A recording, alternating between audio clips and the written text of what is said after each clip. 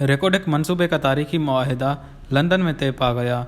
मुआहिदे पर बेरिक gold corporation के नुमाइंदे ने दस्तखत किए, जबकि हुकूमत पाकिस्तान की जानिब से वफाकी नुमाइंदे ने दस्तखत किए। हुकूमत बलूचिस्तान का कहना है कि हुकूमत बलूचिस्तान के नुमाइंदे ने भी मुआहिदे पर दस्तखत किए। ये पाकिस्तान की तारीख का सबसे बड़ा बैरूनी सरमायाकारी का मुआहिदा है।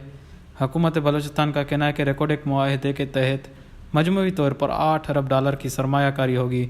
आज मुआहिदे पर दस्तखत के बाद पाकिस्तान पर बैनुल अक़वामी अदालत का जुर्माना भी गैर मुअस्सर हो गया। हुकूमत बलूचिस्तान का कहना है कि रेकोडेक के हवाले से पाकिस्तान पर $6.5 अरब का जुर्माना आयद किया गया था। रेकोडेक मुआहिदा 16 दिसंबर 2022 से नाफिजुल अमल होगा। कंपनी काम का आगाज़ फौरी तौर पर कर देगी।